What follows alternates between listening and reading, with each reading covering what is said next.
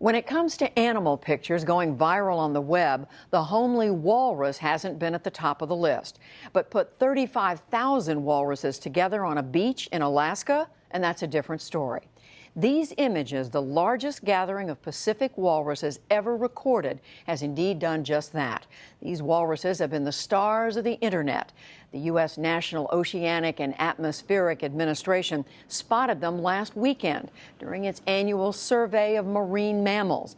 The location is near Point Lay, Alaska, on the shores of the Chukchi Sea. Scientists say a loss of sea ice is a big part of the reason the walruses are hauling out. That's the term used to describe their moving onto land. Margaret Williams is the managing director of the Arctic program for the World Wildlife Fund, and she joins me now. Welcome to the NewsHour. Hi, Judy. So why are the walruses doing this? What's going on? Well, walruses are one of the many species in the Arctic that are highly dependent on the Arctic sea ice. So the mothers raise their calves on the sea ice. These animals use the sea ice as a platform from which to dive to reach their food. Walruses like to eat clams and shellfish. And when the sea ice melts, as it is right now, they have to go somewhere to rest and to reach their food. So they're coming ashore in large numbers, and the sea ice is melting so rapidly. It's melting earlier in the summer and later every spring, and forming later in the spring. So the Arctic sea ice is changing dramatically. So how unusual is this? Has it ever happened before? This is the largest number of walruses we've seen in Alaska.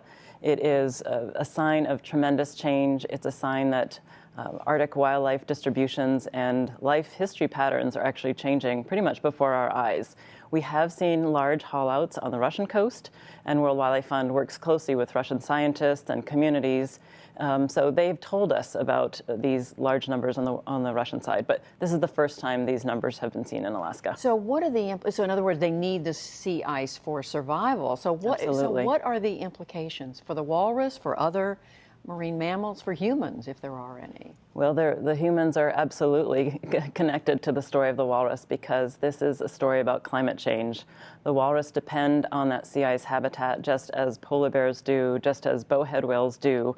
The Arctic is an incredible sea ice environment, and as it changes, the Arctic Ocean is changing, and there's increasing evidence that changes in the sea ice are influencing the jet stream, which then has implications for weather patterns in the lower 48 and really around the country. What can be done about it, Margaret Williams? I mean, it seems like it's such a remote area.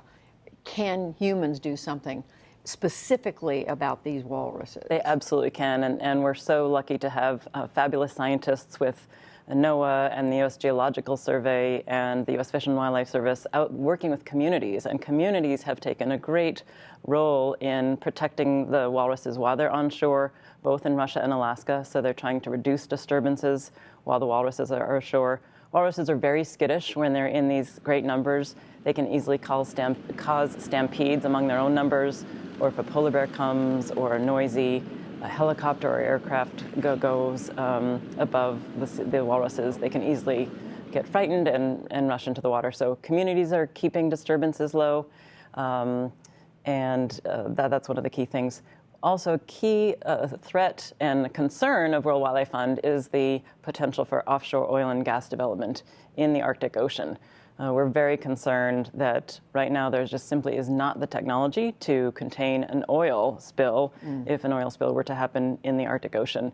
And the Arctic Ocean is, again, key habitat for walruses, not only walruses, but fish, ringed seals, and that healthy ocean is so critical to so many people living around the Arctic.